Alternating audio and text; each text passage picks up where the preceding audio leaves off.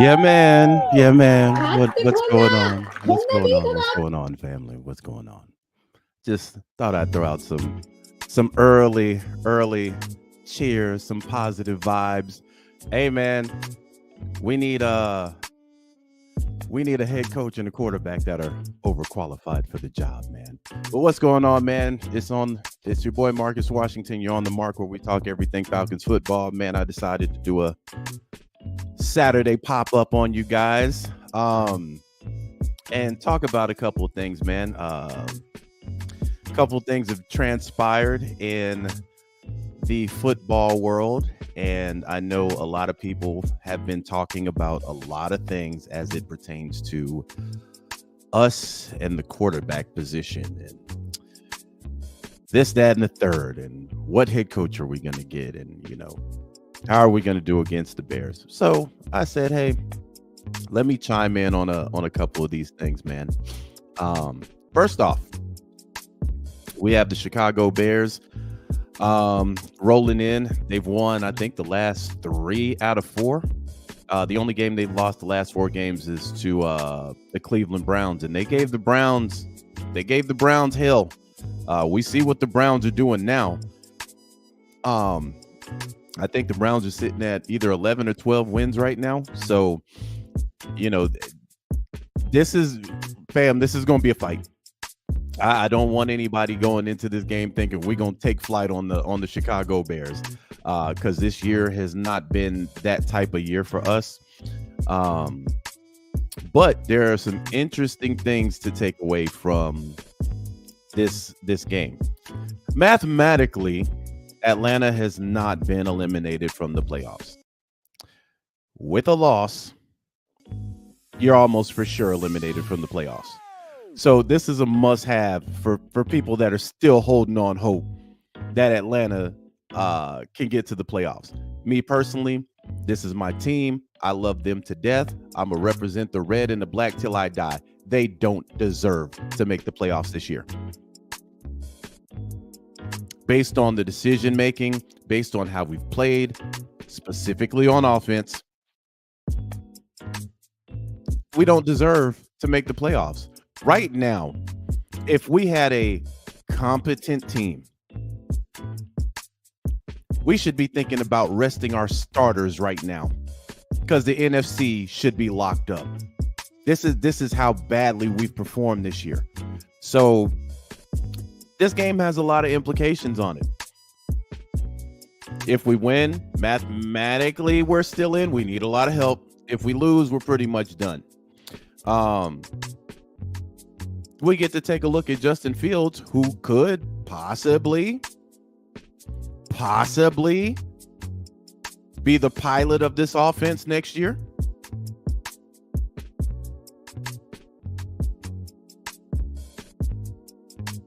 We get to see if the Falcons can actually duplicate the same success they had last week against the Colts, who actually needed that win. They had something to play for also. So it's a couple of things to watch in this game. I would tell you guys, emotionally,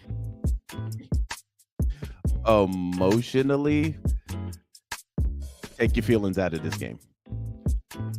For the ones who are still clinging on to playoff hopes, take your emotion out of this one, fam.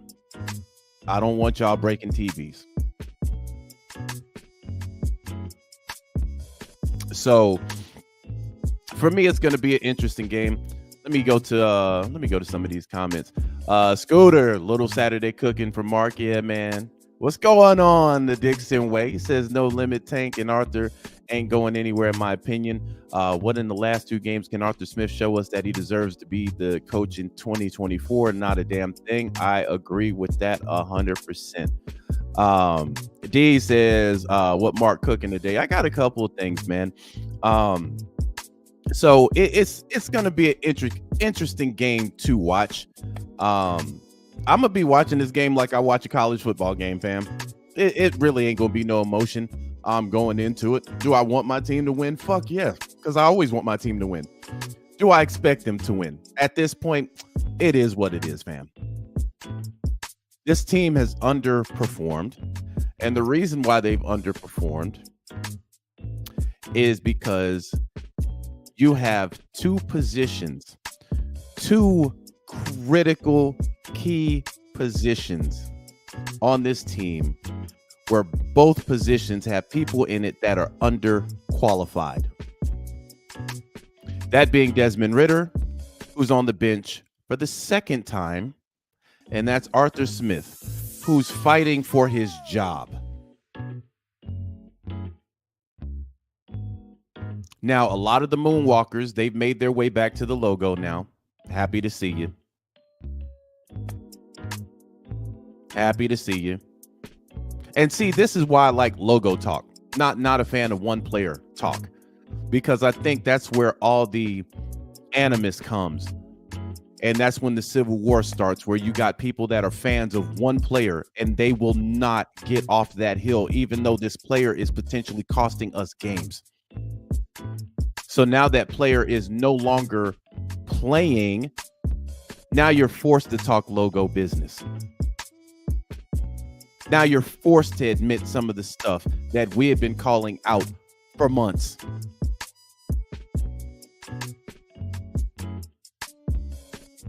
Two plus months ago, I was saying Desmond Ritter can't read defenses. Now some of the people that have moonwalked back to the logo saying the same thing now. He can't read defenses. He can't get off his first read.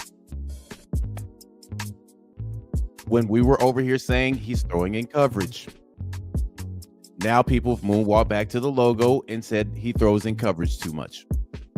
So now with all that toxicity out of the way, we can actually talk premium logo business. It's not a shot on Desmond Ritter, but sometimes people can see the downfall before it happens. And I'm going to be honest, I think a lot of the Ritter fans, they saw this too.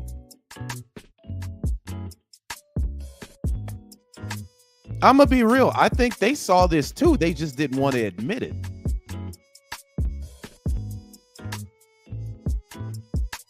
So we get to actually see Justin Fields in action. Maybe he's our quarterback next year. Maybe not. I don't know. Keonis, what's going on, fam? What's happening? But what I do know is a couple of things. So now there's talk, and let me backtrack for a second. One of the reasons why I don't jump off the porch in off-season moves during the regular season is, one, you don't know what's out there. I mean, you can Christmas list who you want, but there's no guarantee that that person's going to even be available for you to talk to, right? So that's why I always hold off until the offseason. Let's see what's out there first, and then we can entertain these talks. What's going on, Rodney? T-Dub, what's happening? Eldrick says they saw it just like a woman who knows her man's cheating and continues to ignore it. Yeah, they did. But, you know, I'm glad they finally made their way back to the center of the field where the logo is. I'm proud of that. But yeah, so, you know, you can wish all day long who you want to be the quarterback, who you want to be the head coach. But again, it's to me, it's just like the draft. I don't even entertain the draft until I see where we land and I see who's going to be available. So now we're seeing talk heat up about Russell Wilson possibly being a member of the Atlanta Falcons because they have officially benched Russell Wilson. Now Russ was told, if I'm not mistaken, I think back in October, that if he doesn't restructure his contract, they were going to bench him. But in the meantime, still go out there and try and play and win us games, which to me is absolutely wild. But we talked about this earlier on in the season. We talked about what was going to happen with Russell Wilson. Sean Payton had no allegiance to him from the door because that's not his guy. So we knew that wasn't going to work out from the get. Now, how they did Russ was kind of foul.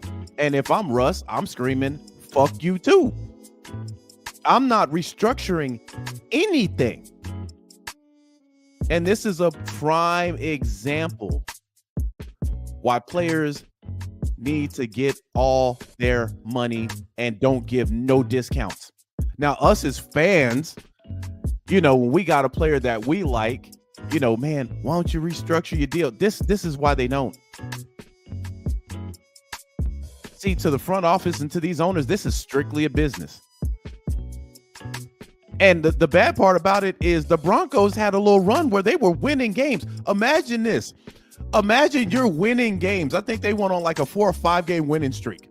Imagine winning games knowing good and damn well you're going to be benched because you refuse to restructure your contract, a contract that they willingly gave you. Now, was it a bad contract? Well, we come to find out in the very first year. Yeah, but there were a couple things going on with that team. Hackett was pure trash. Went to the Jets, proved that he was pure trash. Right? They really didn't have any. Denver ain't had nothing in a while before Russ got there. They had like 5 or 6 quarterbacks before Russ got there. You want to talk about the Falcons playing musical chairs at QB? Bruh, Denver had that on repeat. So they benched him. Pretty much the reason why they benched him is because if he does not pass a physical, right, there's some guaranteed money there. Kind of similar to Matt Ryan. The Colts benched Matt Ryan because they did not want him to get injured, so they would not have to pay him out that money. The second time he got benched, and then they cut him. Now with your boy Russ is going to be a little more complicated because of that contract, and he's guaranteed, I think, $39 million anyway. So I had somebody reach out to me and say, "Hey, man, what do you think about Russ? Should the Falcons really consider Russ?" Here's my take. Falcons need to consider everybody. Because who you have behind center right now, I like Heineke. Heineke's not the answer. Heineke's better than Desmond Ritter, but Heineke is not the answer.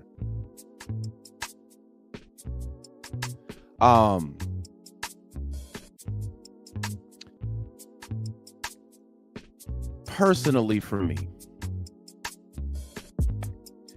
if we're going to seriously go after somebody, and you're going to have to pay him, no matter what, a lot of these quarterbacks are in, 1 foot in, 1 foot out. Some got 2 feet out already. You're looking at a Russell Wilson who's not going to be with the Broncos next year. You got Justin Fields, who more than likely is not going to be with the Bears next year. You got Kirk Cousins, who I honestly do not know what might happen with him, because when he went out, Kirk Cousins was having, Kirk Cousins was on pace to have an MVP season.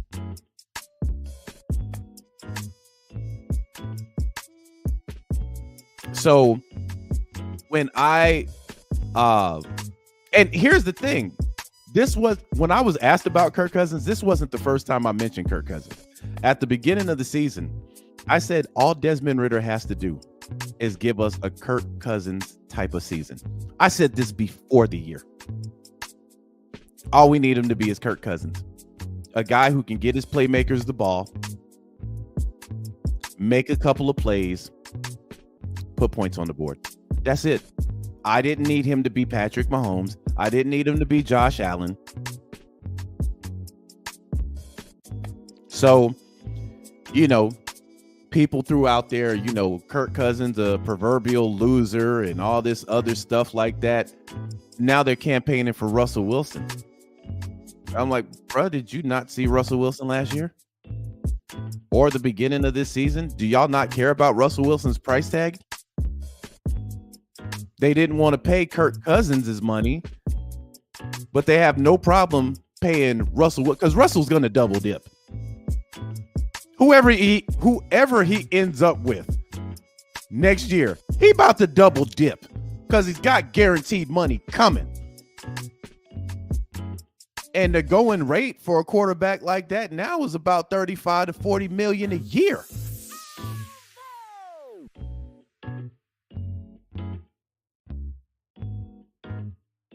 So,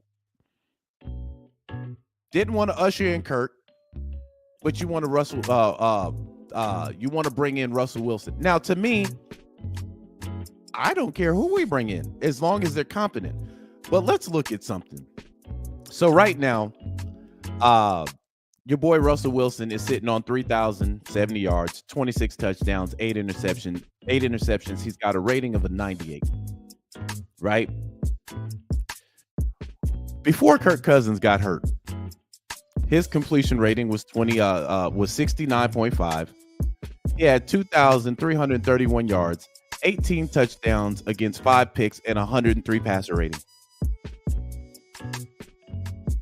That's before he went. Kirk Cousins has been gone for about a month and a half now.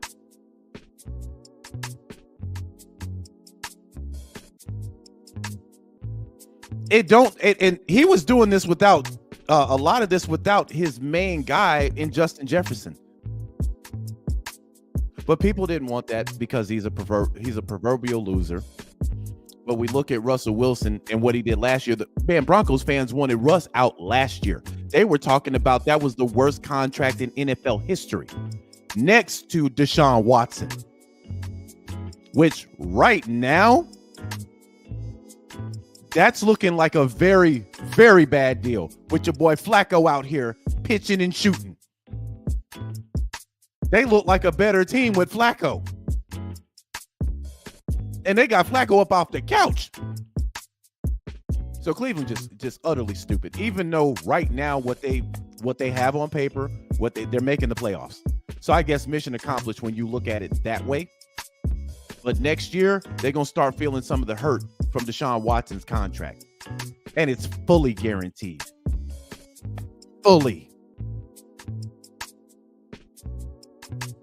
So if you look at Justin Fields' numbers, completion rating, 60.9, 2,146 yards, 15 touchdowns, 9 interceptions, rating of 84.5.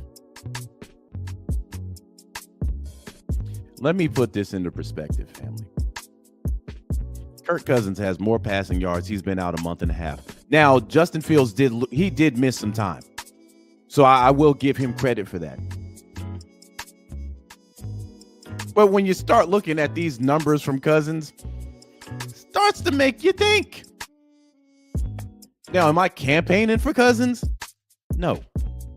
What I'm simply saying is we have to wait until the season's over with and then take a look at what's out there on the market. I'm pretty sure Joe Flacco going to get an offer somewhere. And there are going to be teams that look at all three of these quarterbacks if they become available in the market. Justin Fields is definitely going to be looked at. Russell Wilson, because of his pedigree, because he's had a Super Bowl win and then went back to the Super Bowl. And then that 5-game stretch in which Denver was winning games, Russ is going to get looked at. And kudos to Russ. How Russ has handled this situation in Denver, fam, I'm telling you, bruh, that is professional. That is professional. And then based on how Cousins bounces back, I'm going to be honest, I don't know if Minnesota is going to walk away from Kirk Cousins. Because you can make an argument, if he's healthy, Kirk Cousins, he's in the MVP conversation with these numbers. And he wasn't slowing down. You bring back Justin Jefferson, man, that's a problem. Because Addison became a stud under Kirk Cousins. Now, that running game was utter cheeks because Madison is absolute ass.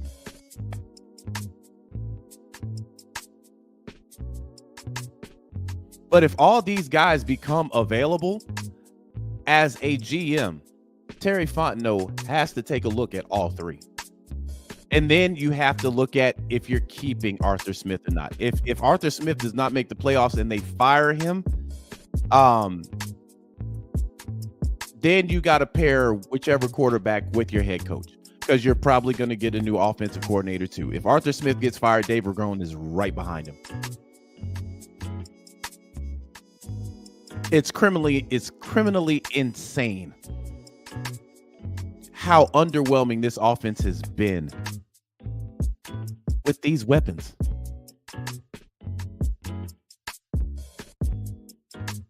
So now with all three of these quarterbacks that I listed, would you be a better team? Probably. That's just how bad Desmond Ritter was this year.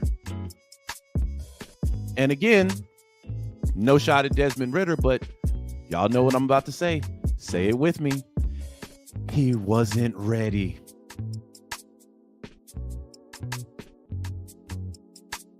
Even my moonwalkers are saying that now. And listen, I'm not saying that it's wrong to defend a player. But when you're defending that player in spite of the team, that's a problem. Because this particular player completely affects the team. You're talking about a Richie Grant or somebody like that. Okay, fine. Man, how did Phillips bite on that double move? Okay, cool. AJ getting smoked. Okay, cool.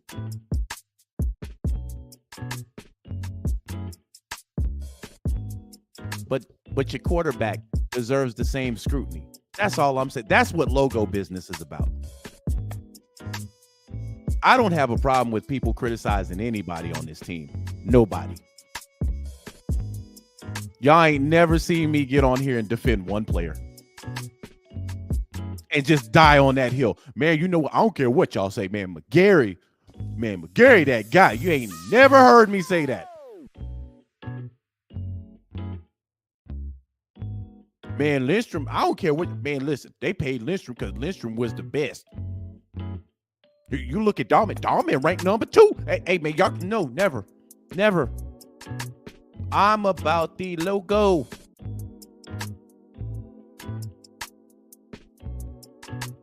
So all these decisions that we make in the offseason, it's about the logo. It's about what can make this team better. Because this team has a great ceiling. Believe it or not, we have a great ceiling. We just have to get the right 2 people in those 2 positions. We need a quarterback that is overqualified for the job. We need a head coach that's overqualified for the job. You hit home runs in those 2 positions. This team not only is in the playoffs next year, but you're talking about a potential 1 through 3 seed. The defense is already there. It's all, and the crazy part about our defense is we got depth. One guy goes out, another guy comes in. It's like, Jesus, bro, this man playing like his hair on fire.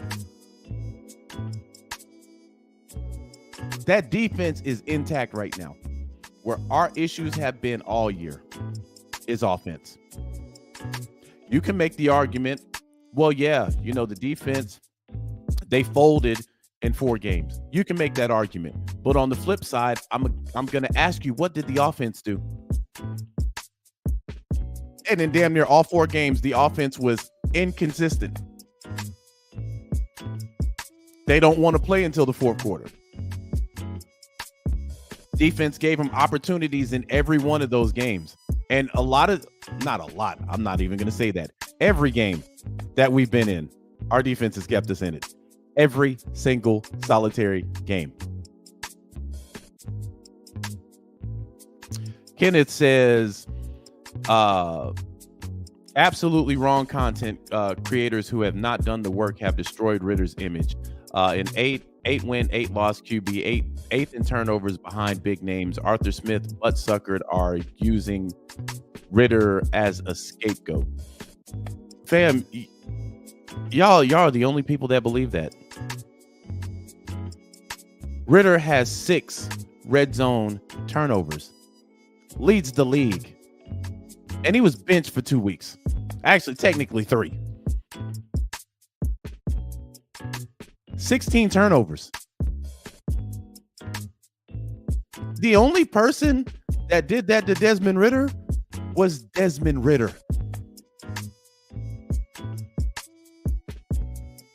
What's going on, Nate? What's happening? Anthony says, all about the logo with me, Falcons for life. YMO says they're not firing Arthur Smith. Only way they firing him is if they lose the Bears and Saints games. He still might not get fired because they won 7 so far. He might get 1 more year to bring in his QB. Listen, this is why I'm not for that. Art brought in Bijan, doesn't really use him. He brought in Drake London, doesn't really use him. He brought in Kyle Pitts, doesn't really use him.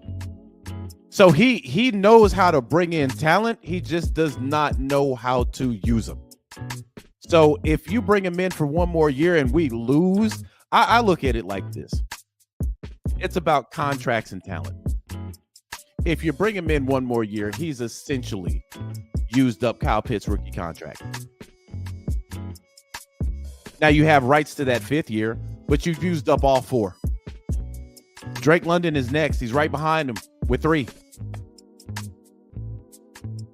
I don't trust Arthur Smith and how he crafts talent. I don't even trust his play calling. So there's no way I want Arthur Smith again bringing in talent. I don't want that, fam. I just do not want that. And he's had 3 years to bring in a quarterback. Every year we've had a different quarterback. And they're quarterbacks that he's trying to cater to his scheme. Marcus Mariota. Saw how that went. Benched him too.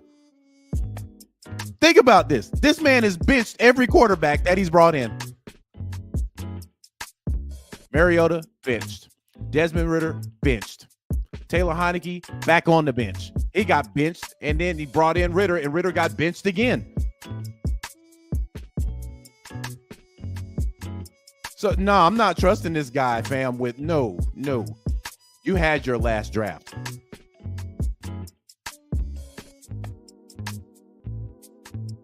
Anthony says, Ritter is turning the ball over left and right. The coaching is suspect, but Ritter don't get a pass. Ritter is the reason he's benched, not Arthur Smith. Yeah. Art, listen. We know Art died on that hill for Desmond Ritter. We were talking about Ritter being benched way before he actually got benched. Not only did he allow Ritter those games before he benched him, he brought Ritter back when he didn't have to. And Ritter still had those issues. So now you're talking about, this ain't even scheme at this point. This is bad quarterback play. When we were over here talking about he can't read defenses, fam. He cannot read defenses. That's why this man is throwing in double and sometimes triple coverage.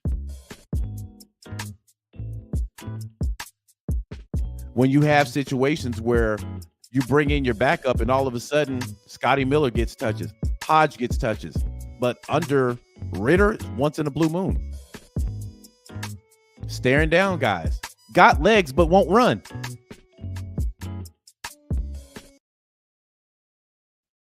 And the team, man, you got to think about how exhausting that is for the team also. Defense is playing lights out, and they got an offense that cannot move the ball. You know, that position affects the whole team. He's just not, at this point, he's not ready. And what's going to end up happening for Desmond, it's going to take him a couple years to even get an opportunity at a starting court, if that even happens.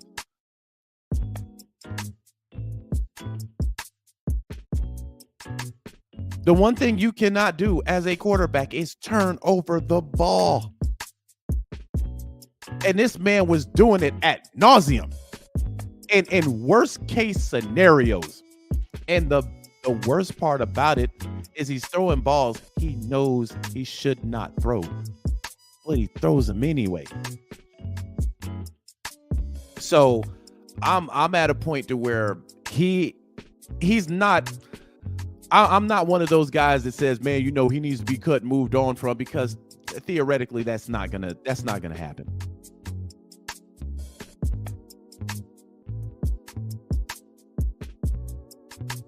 They see an upside in Desmond Ritter. So he's going to be relegated to the bench. So he's probably going to be your third string next year. And when you look at, if you bring in a guy like a Russell Wilson, who, again, I'm gonna be honest, I don't know what we would get out of Russell Wilson in this offense. I don't. Russ doesn't have the same athleticism that he did have when he was with Seattle.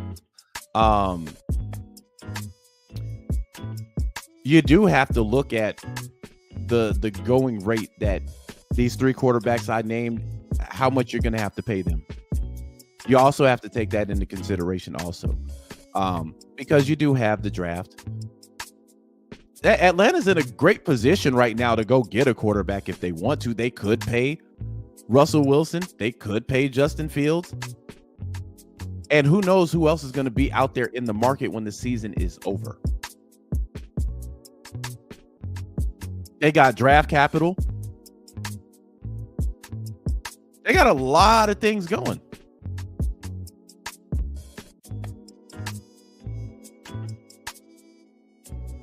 So Atlanta can make a lot of good moves, but the move they need to make is, honestly, the first move they need to make is head coach.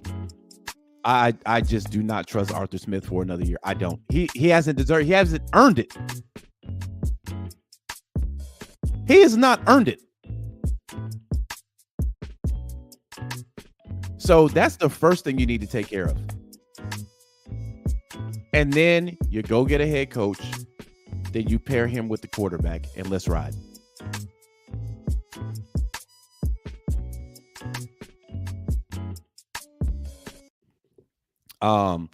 YMO says, and you're right about Ritter's turnovers, but it's a part of the game, and some wasn't his fault, and some was. But look at the top QBs; they got a lot of turnovers as well. Y'all not patient and gave up on Ritter. Here's my counter argument for everybody that says the top quarterbacks in the league. The top quarterbacks have actually done something. Desmond Ritter hasn't had a great game. The top guys, let's do this. Let's look at who the top quarterbacks are in the NFL, because that's always an argument that people like to make.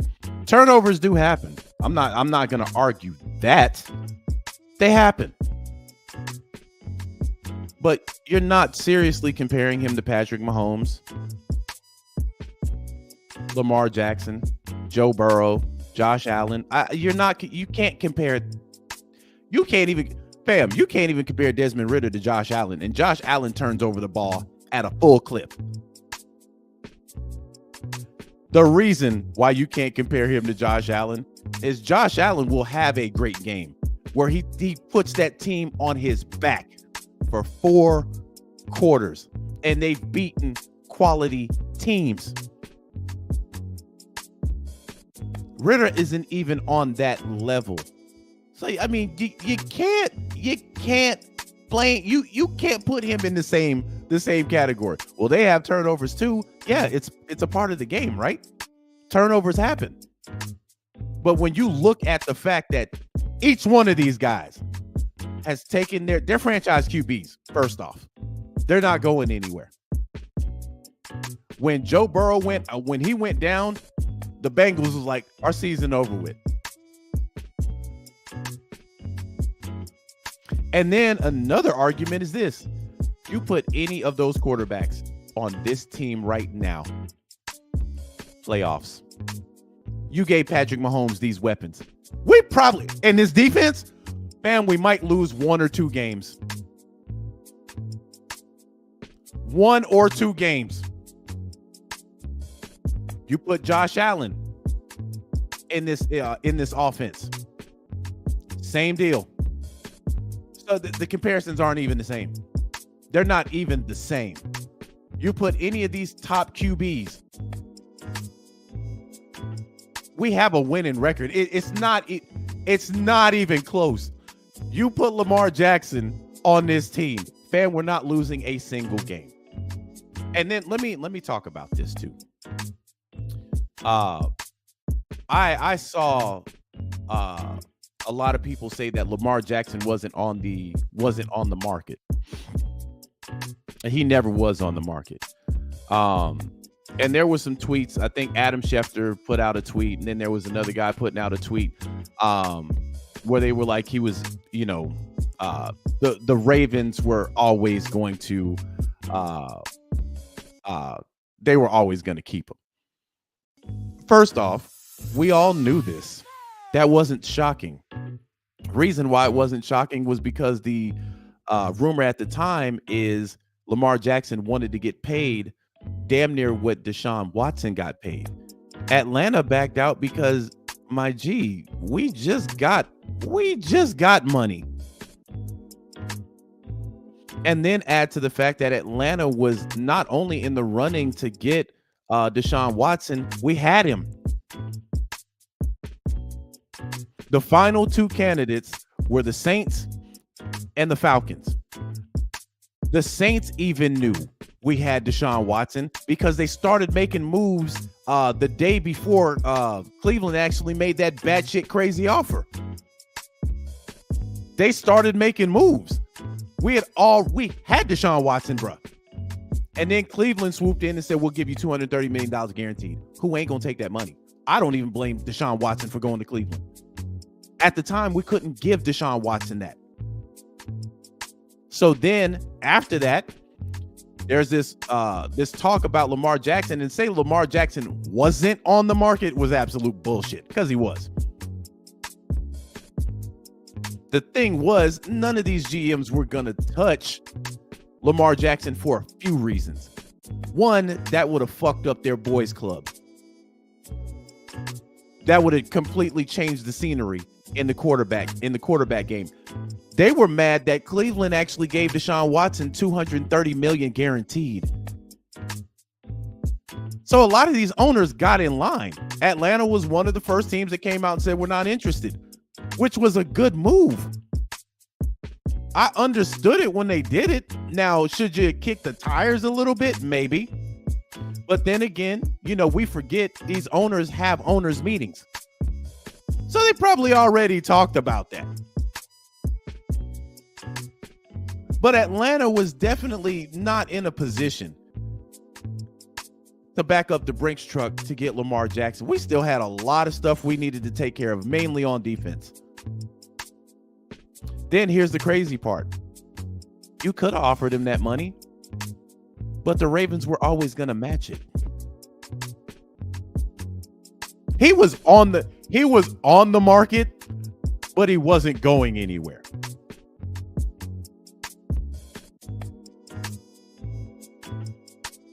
So, to say that he was never on the market, fam, we sat here and watched this man on the market for months.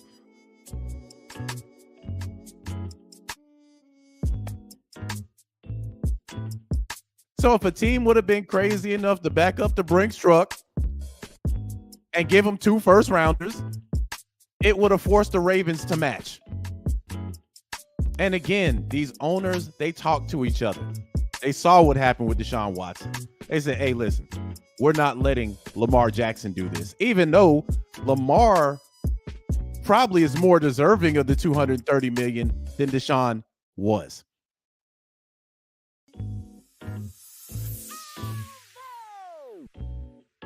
So it's business, fam.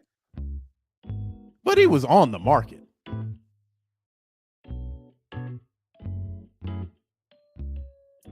That's like if I put something on Amazon to sell. It's on the market. But the price tag is $20,000. It's on the market. But a lot of people might not bite on that.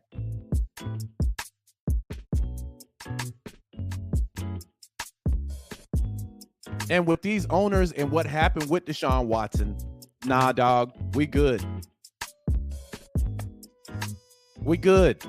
But I guarantee you, if a team came and said, we're going to offer you $230 million, they'd have let that boy walk.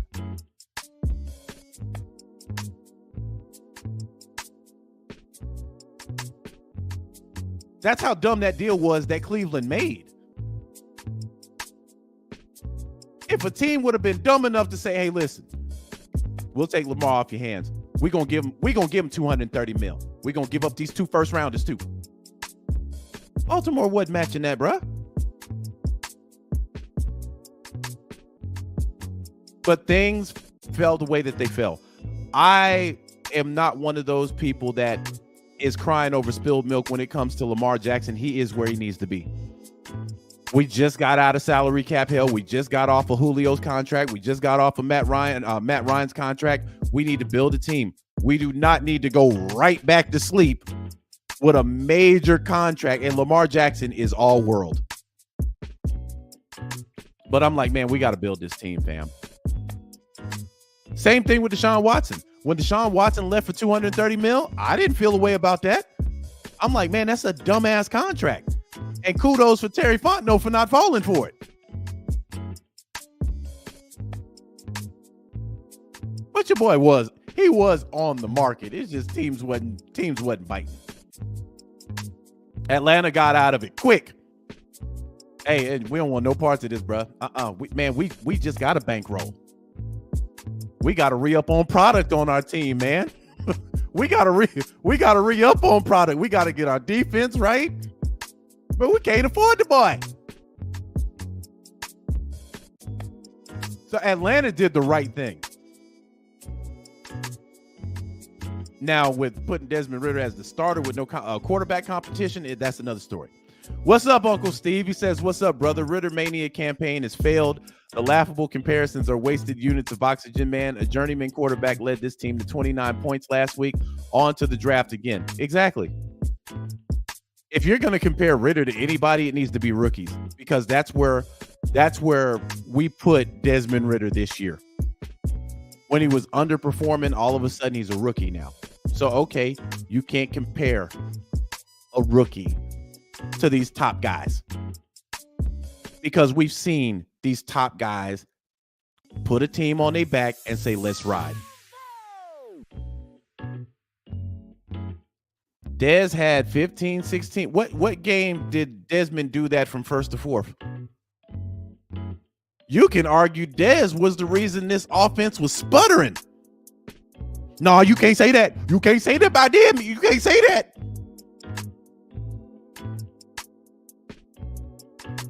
He on the bench, man. So, we back on logo business. I'm kind of excited for the offseason, man, because I know we need a quarterback. I know we need one. And I'd rather bring in an established quarterback. You got the money to do it. You got the cap space to fit it. And the crazy part about when you look at Wilson or you look at somebody like Kirk Cousins, again, I'm just naming these two because these are the two that I'm 90. Well, with Russ, I'm 100% for sure he's gone after next year. They're gonna work out a buyout or something like that. Cousins, I'm unsure of. I'm about 90%. Reason being is because there was talk about that being his last year anyway, and then he got injured. So Justin Fields, I'm gonna be honest, fam. That would be an exciting pick. If you're able to get Justin Fields, you're going to put asses in the seats. That's for sure. That's a box office pick right there, because there is a lot of upside for Justin Fields. People say, well, man, look at his numbers. You know, Justin Fields trash. When has Chicago been good? But let's just keep it at that. Wow. And when you make that argument about Justin Fields but want to stick to Ritter, I can point to games where Justin Fields put that team on his back.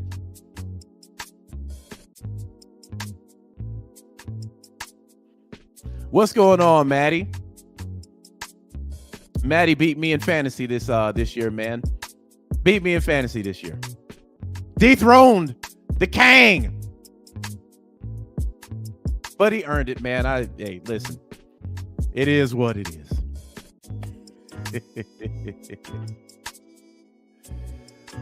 Kenneth says, you're a hypocrite, Fields. Man, I'm starting to believe this is a dummy account. You're a hypocrite, Fields. 9 wins, 28 losses. It's a team game, fam. That defense was horrible for a lot of those games. And Justin Fields hasn't even had the type of weapons we got. Let's just be 100. Who's the Chicago Bears running back without using Google? Who's their running back right now? Who's their tight end?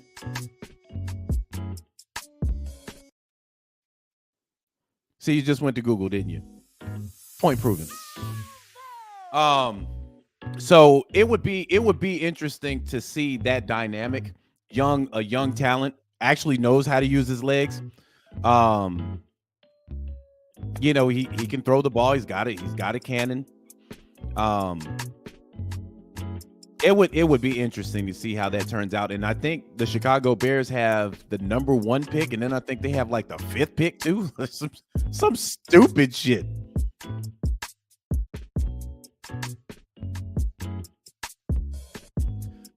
Kenneth, keep digging the hole, digger. Same argument for Ritter. 8 win. What argument? Bam. The Chicago Bears have had a bad team for a while. Their defense has been awful. Desmond Ritter came in with the top 10 defense. His defense this year has been top 10. It's not the same argument. Again, you can't even give me their tight end or their running back without Google. You can't.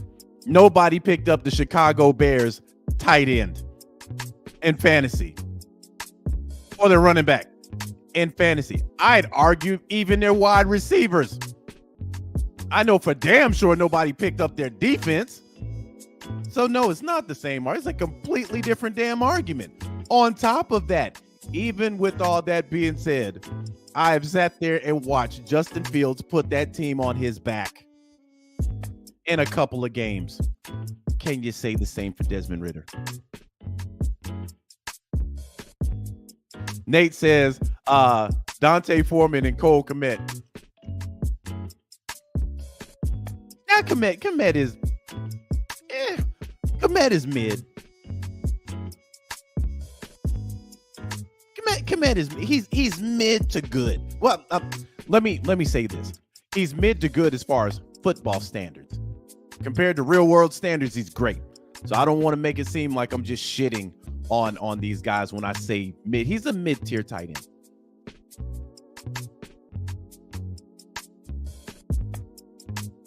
In a pinch, if you need a tight end in your fantasy and he's there, go get him.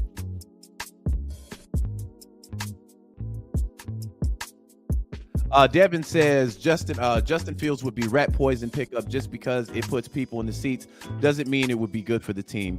But but it is facts that Justin Fields has been getting excuses for 3 seasons. Well, I mean, they're kind of legitimate excuses. Now, I'm not saying that Justin Fields has been all world for the 3 seasons. I'm not. What I'm simply saying is if you look at that team as a whole, they haven't been good for a while. I mean, even before Justin Fields got there, they were not good, and they had kind of like a quarterback carousel going on also. So sometimes, and we've seen this happen in football, man. Sometimes players just need a new change in scenery.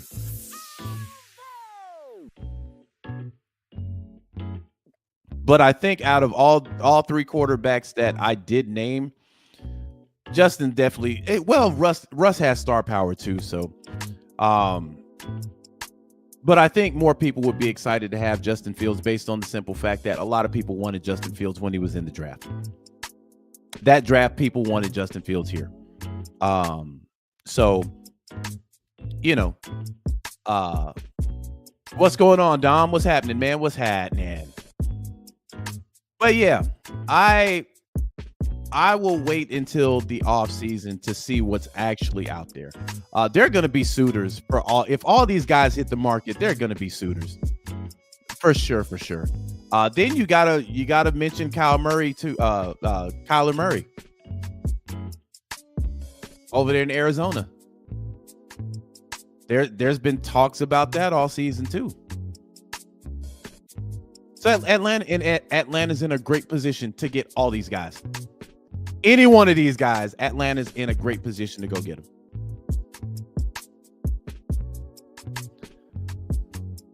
Man, I'm pretty sure. Listen, let me address this. I'm pretty sure this is a troll. This is a troll account. Mark is committing football to how? How?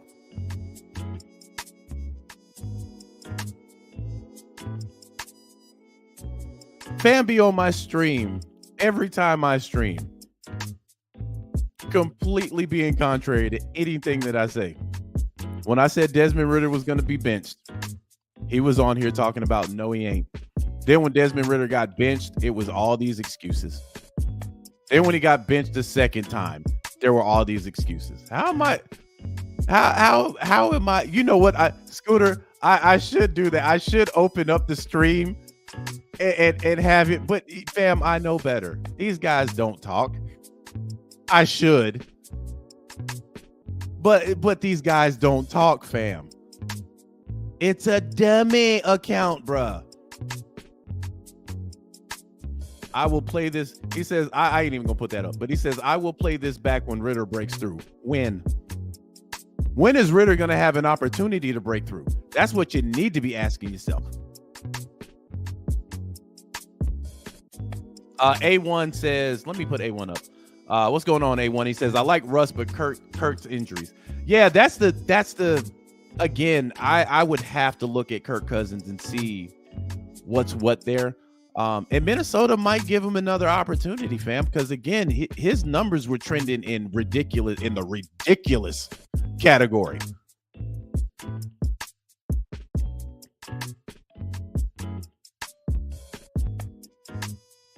Devontae says, what's up, Marcus? We giving up on the season already. I'm ready to have Arthur gone yesterday. Man, listen, mathematically, Atlanta's still in it. You need a lot of help. If you lose Sunday, it's a wrap. It is a wrap. So, unless, man, the only way I see Arthur making it is if we make the playoffs. If you win an extra game, if we have 8 wins, that's a failure. I gave you a top 10 defense, and we that only constituted the 1 win, 1 extra win. Nah, we're going back to Ritter breaking through. Listen, I like the kid personally. I've watched way too much football in my life. This is not going to happen in an offseason if he breaks through. It's not. What he's got going on now, it's going to take a couple of seasons on the bench to correct. When you have a case of the whoops, fam, depending on what stage you in, you may never recover. Jameis Winston, we stated this on here. Jameis Winston he has a stage 3 condition of the whoops. Stage 3. That means no matter what, you are a backup quarterback for the rest of your life.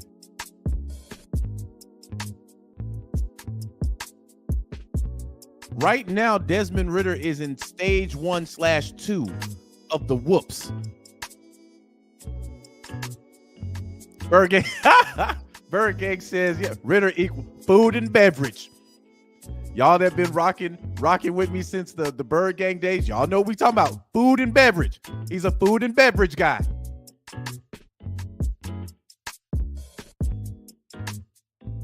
And for Ritter, it's gonna take some years. He's got to unlearn a lot of stuff. And sometimes, fam, guys don't recover. They just don't.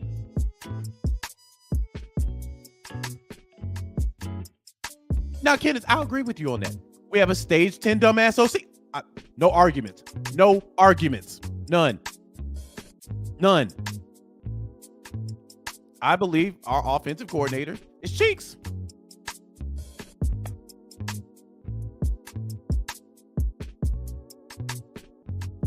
Rodney says, I don't even think DoorDash want Ritter no more.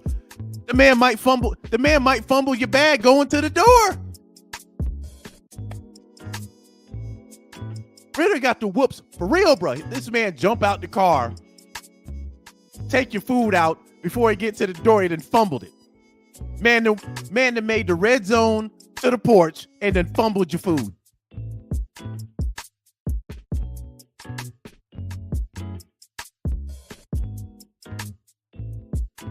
So again, I've been watching football my whole life, fam. Some guys got it, some guys don't. Right now, he doesn't. That's why we're going to be in the market for a quarterback in the offseason. I think, hypothetically, this is how bad it is. If they gave Arthur Smith another year, Ritter would not be the quarterback going into next year. That's how I know he's not the guy. If they gave Arthur Smith, say, we're going to give you 1 more year, I will be willing to put my life and my afterlife on it. Ritter will not be your starting quarterback next year. He'll be 3rd on the list. That interception in Carolina took Arthur Smith's soul.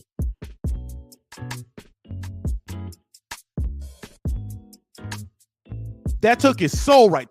That pick was a betrayal.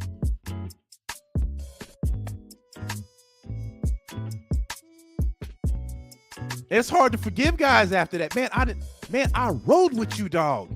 I rode with you. And all I'm telling you is don't turn over the fucking ball. And Ritter does it anyway in that position of the game.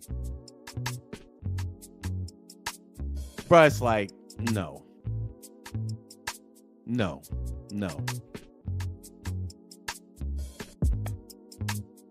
He's third.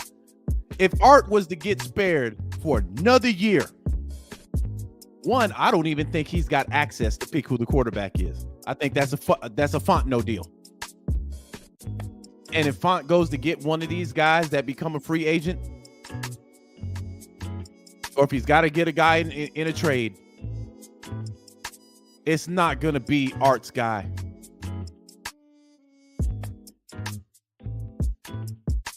But I mean, fam, that pick was so bad. There were other people and other fan bases talking about, y'all got to get off this dude ASAP.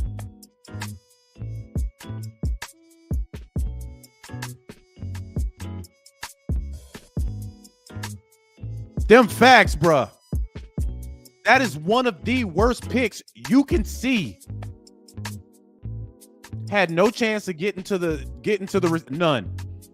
The man's running out of bounds. He could have just went out of bounds. You got a guy wide open. It didn't hit. I mean, just the situation makes it one of the worst interceptions I've seen in a while. And he threw it directly to the defender.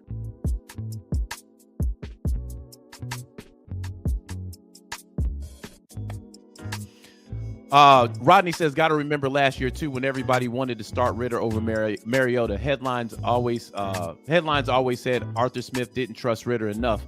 There was a reason, and now it's showing. But Rodney, I'll say this: I think Ritter the team as a whole might have benefited if they would have started Ritter weeks before they actually did, because we would have had a better serving size of what Ritter actually is. Because remember, he had fumble issues last year. He just recovered all of them. There was some picks that were dropped last year. He kind of got lucky last year. This year, y'all remember the preseason game. What happened? We went right down the damn field. And y'all know what happened in the red zone.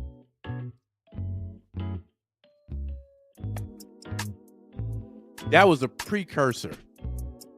He was warning us in the preseason. This is what I'm going to do in the regular season.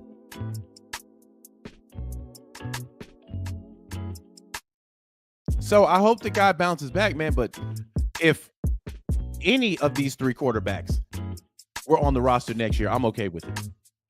I'm not okay with Ritter starting. I wasn't okay with Ritter starting the majority of this season. So it's going to be interesting, fam.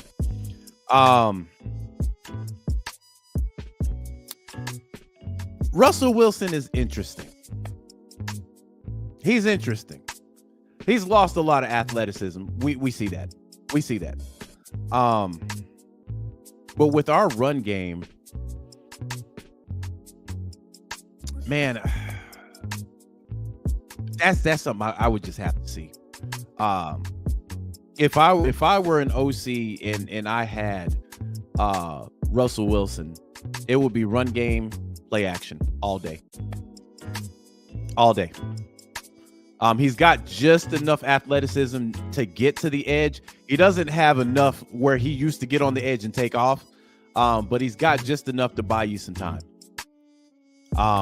And then, I mean, you got to look at the pedigree. Was Denver? I mean, there were people that said that deal from the jump, that marriage with him and the Broncos was doomed from the start. Then in the second year, Sean Payton didn't want him. He didn't want him. It's just facts.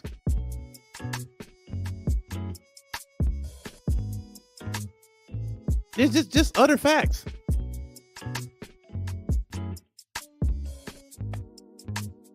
So we'll see. But I do think Atlanta, I do think Terry Fontenot needs to kick tires everywhere. These are not the only three choices you can go with. But he definitely needs to kick tires. I for sure won't be given any solids until it's official. You can still go after a guy in the draft too. So I mean, there's a lot of opportunities that Atlanta has right now. We're in a great position to do whatever the hell we want to. We got a stout defense. We got depth on defense. They need to pay Lamon. If you let Lamon walk, I will be on here cursing the front office smooth the fuck out. That's one guy y'all need to take care of ASAP.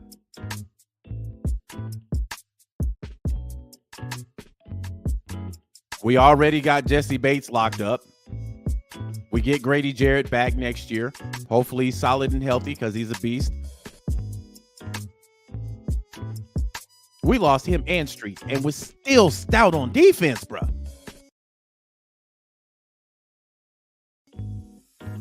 Still stout.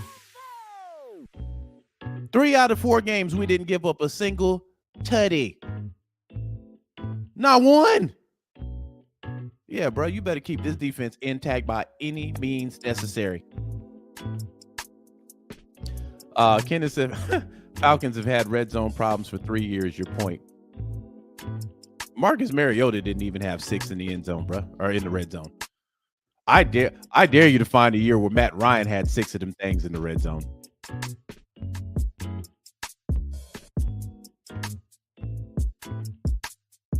But yeah, Lamon need to get bankrolled. Because that boy has been playing. This man's been playing on all Madden all year. All year. Calais Campbell been chewing also. Defense been getting busy, bro.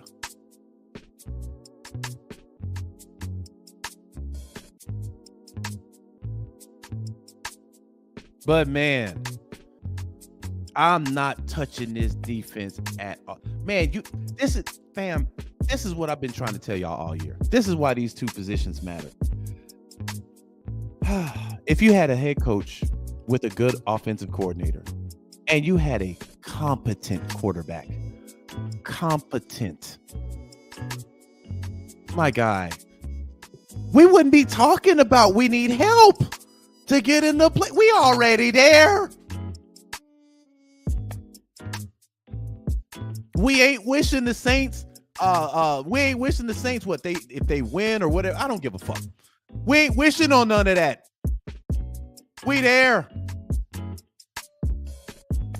Next week we talking about, possibly resting a starter or two. That's how important those two positions are. And the proof is in the fact that we've lost guys on defense. Our defense hasn't slowed down at all. But if you have bad offensive coordinator play calling and bad quarterback play, my God, man, we had our first complete game last week. That was our first complete game. And look at how we looked. I think we only scored 2 touchdowns. Could have scored 3 had Bijan kept his feet in bounds. But then again, that's one thing I think Bijan needs to work on. His awareness.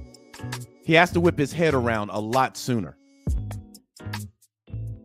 That would have been man, we would have had 36 points.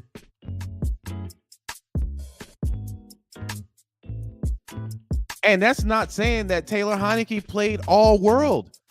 Taylor Heinicke was just competent.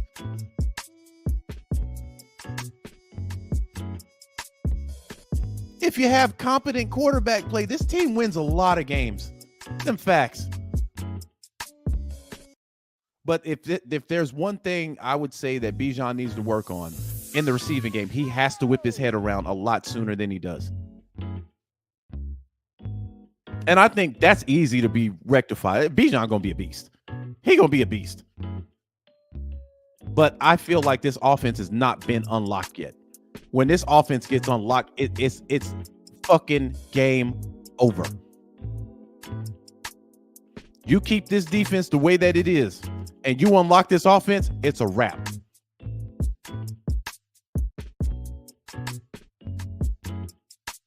I believe this offense, even though we can't see it now, has the potential to be like the 2016 Falcons.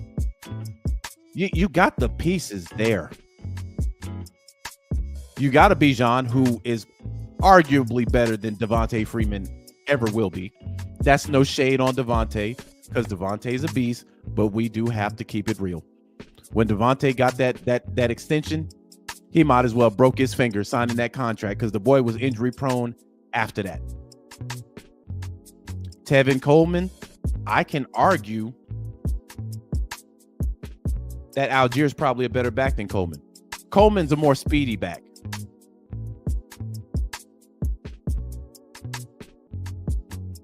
Now, the wide receivers, I mean, Julio Jones, yeah, you don't have a Julio Jones on the roster.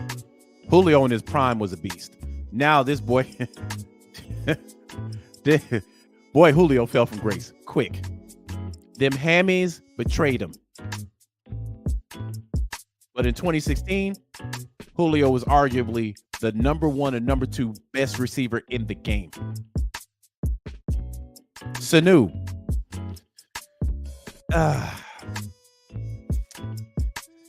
Man, this might be controversial.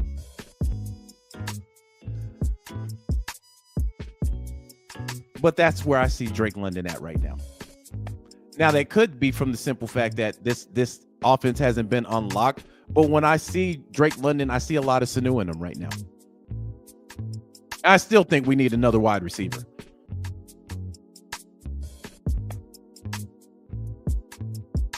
But, man, I think that this team unlocked on offense, man, we'd be a problem. We'd be a problem. And mind you, in 2016, our defense ended at 27th. Our defense was ranked 27th that year.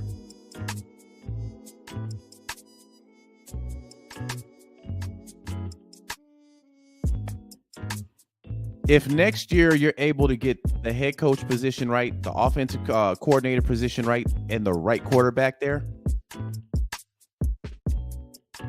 fam, we playing football on rookie mode. That's what I see this team as. We'll be playing football on rookie mode, fam. Anybody come in here, they're getting slapped. And that's just what I want to see from this team as a whole, man. So anyway, we'll see what transpires in the offseason. If Arthur Smith actually wants to keep his, and we've said this, man, Art's going to have to win out. And even then, I don't think it's enough. I don't. If he loses tomorrow, I'm almost sure that Arthur Smith is walking around with cement shoes.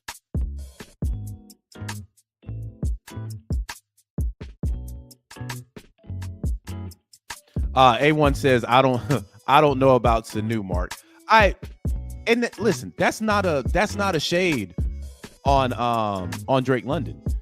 Sanu was a good receiver. He was a third down monster. I mean, a third down monster.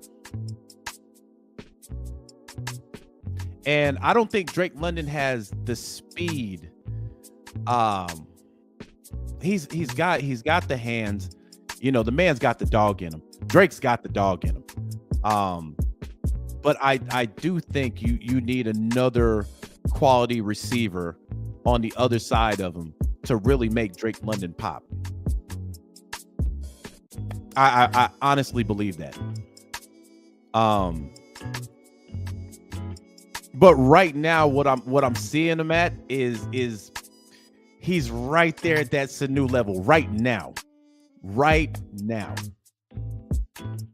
Could he be better? Yeah, he could be a lot better.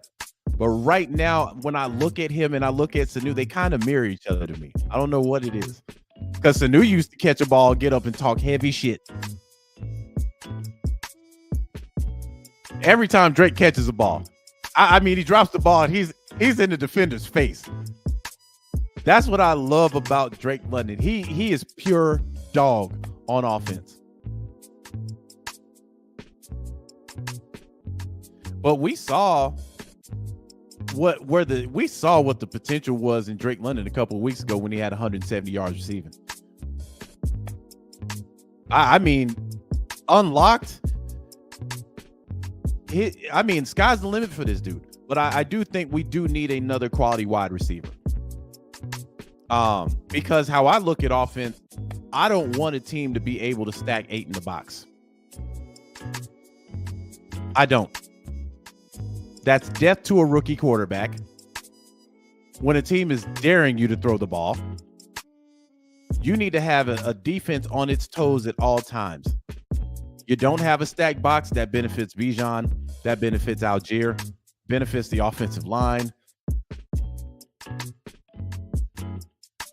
And right now, you had the pieces to kind of do it this year, but I don't think, as much as I always campaign for the little guy, I don't think Kadero Hodge is going to do it for you. I don't think Scotty Miller is going to do it for you. If Scotty Miller is your speedster on your team, you got an issue. So I think they need to go on the other side, get them another good receiver on that other side, and they might be a problem.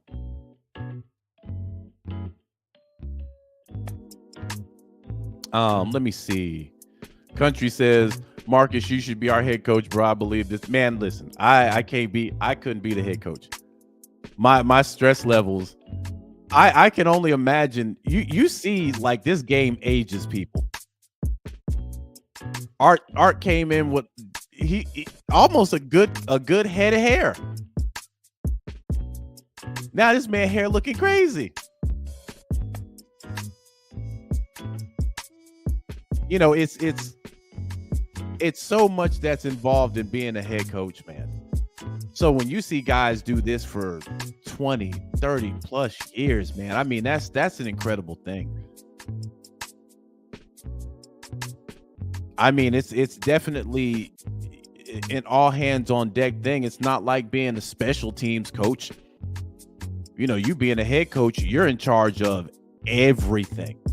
All decisions go through you. So now as far as being like a decision maker and stuff like that, I can tell you this: I wouldn't have waited that long to put Ritter on the bench. One, I'm a logo guy. I'm about the team. There's 50 plus people on this roster, and that's excluding the coaches. That's excluding every one of these guys prepares every Sunday, or they prepare for Sundays all week.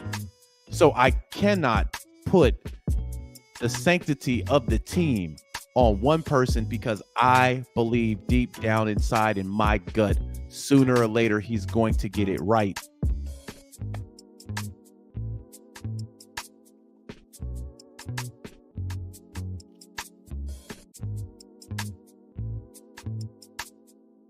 So, what y'all talking about? Nate says, I think if we get a QB before the draft, a receiver will be our first round pick. Again, we're stacked on defense, and we're pretty stacked on offense. I think the only thing you really go after on offense is another receiver. The O-line, man, you can make an argument that even the O-line has done his job. McGarry was getting beat bad early.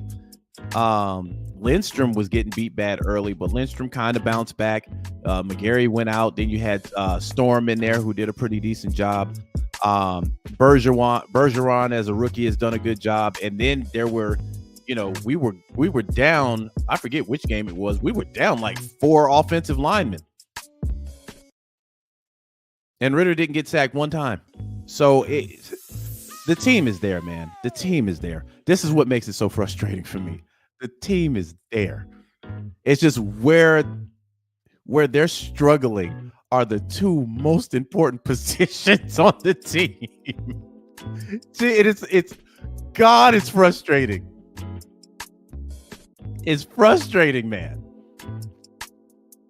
But when we do break through,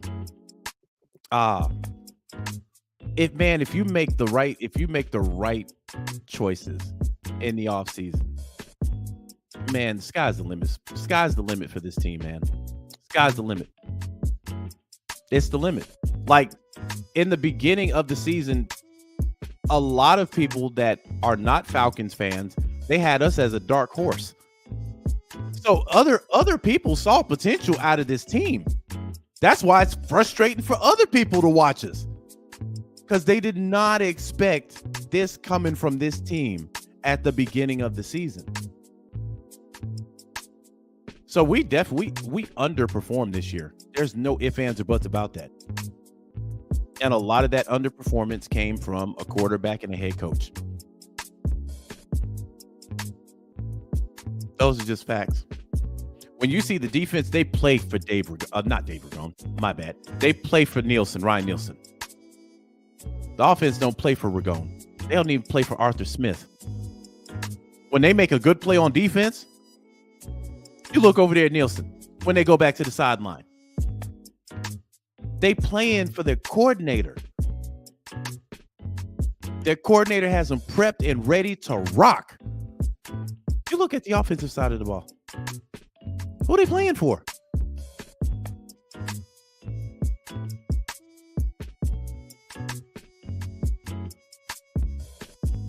And that's your head coach.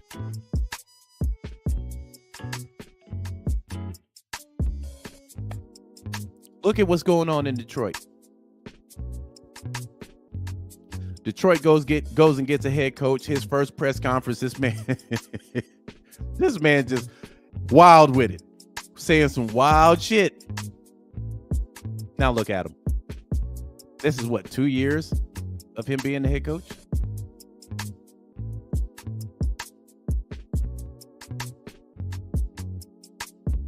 They thought Jared Goff was washed in LA.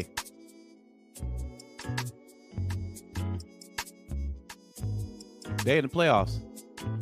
First time they'd have won their division, I think, 30 fucking years.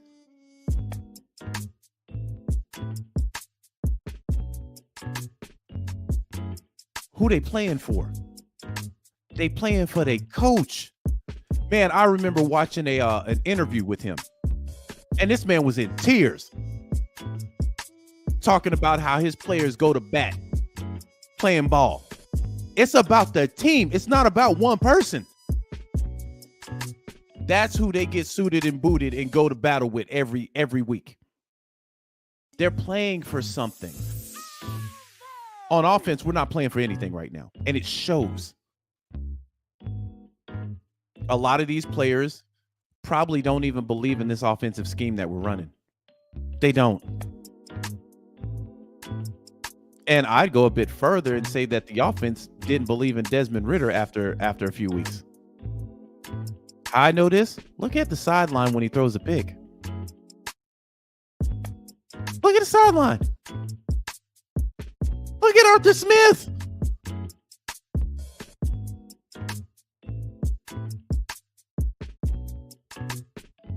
Offense has to find their identity, and they have to play for something. If at bare minimum, it's respect. Because this defense knows this offense is bad, but this defense is still playing for something. This is why, this is one of the main reasons I feel like your head coach got to get up out of there.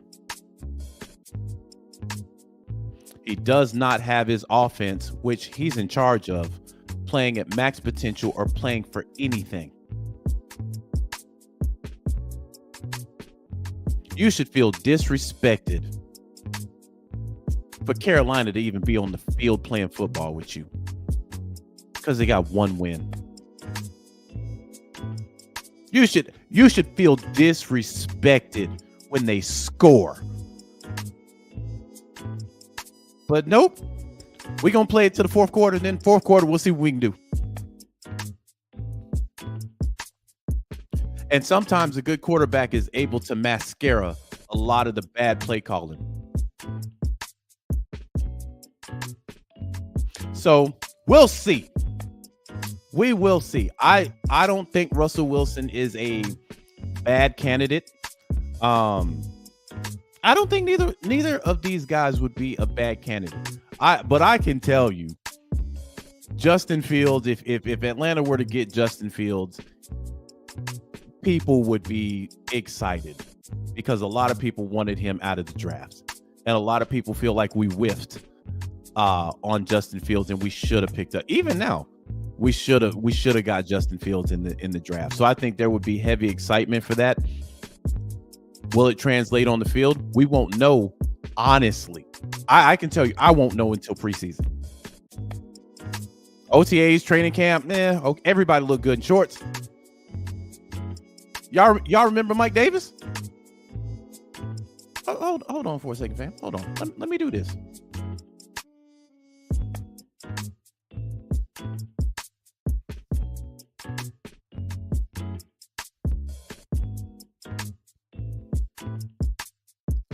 Let me see.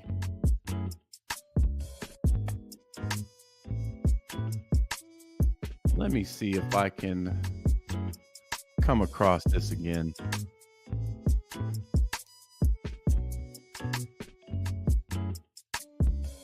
Yeah. Let me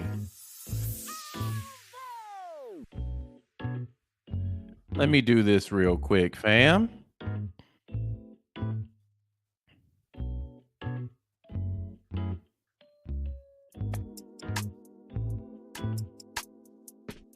Y'all remember this? Y'all remember this? If y'all been rocking with our team for a while, I know y'all remember this picture. There was so much talk about your boy Davis about to be a dog. Look at them thighs. Look at the calves on that motherfucker. That motherfucker got Ninja Turtle calves. This man's walking around with the Leonardos, bruh. TMNT calves. Now you know you got to be in the gym leg day every day to get Ninja Turtle calves, bruh.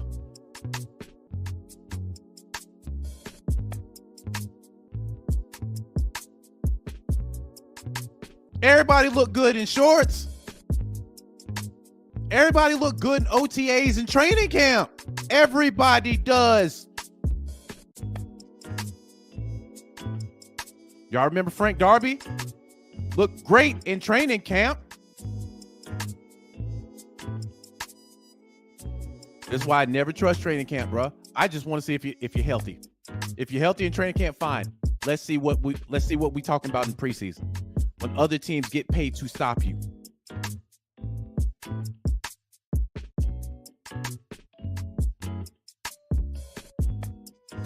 Bruh, Mike Davis had such a bad year. The man apologized at the end of the season. The man apologized, bruh. Let me see if I can find that real quick.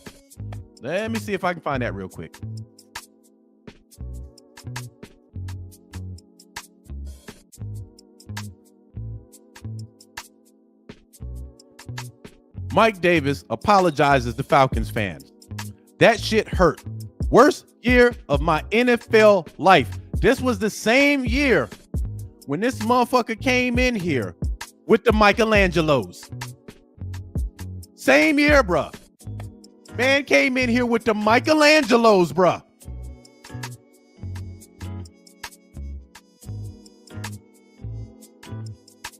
People in there like, God, look at this motherfucker. Look at this motherfucker thighs, bruh.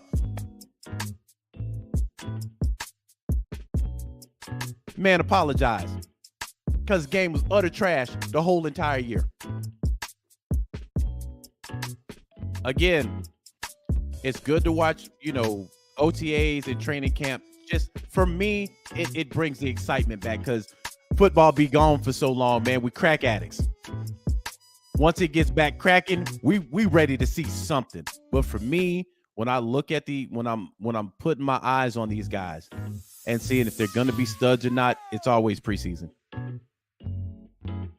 That's how I knew KZ was gonna be a beast. When I saw what KZ was doing in the preseason, I'm like, bruh, this man gonna be a dog. And then Keanu O'Neal gets hurt, and KZ comes in and just absolutely just thugs it out the entire season.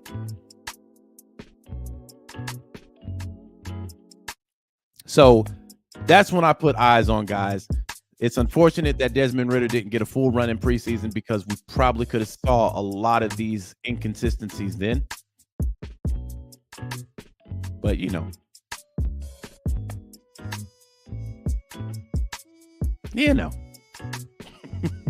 But I remember Mike Davis, bro.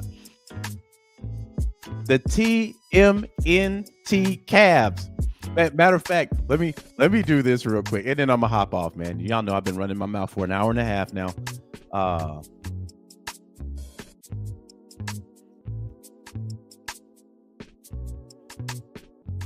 Let me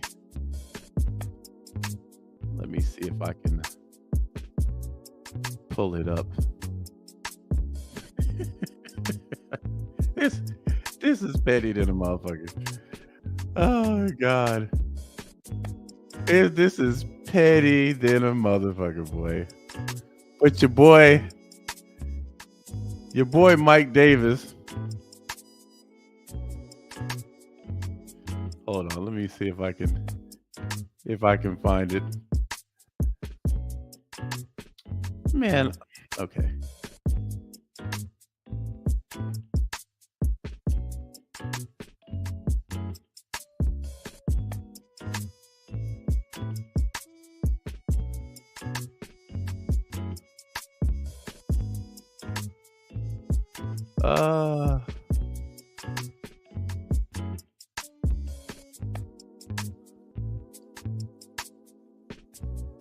All right, let's do it this way.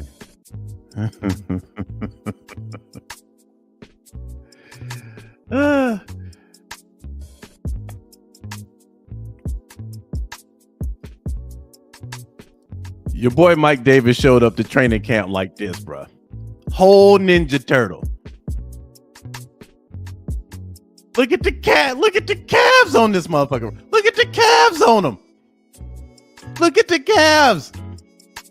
Your boy Mike Davis showed up to training camp like that and then ended up apologizing after all of it was said and done. Hey, man, listen, I know I was trash this year, man. I played like absolute garbage.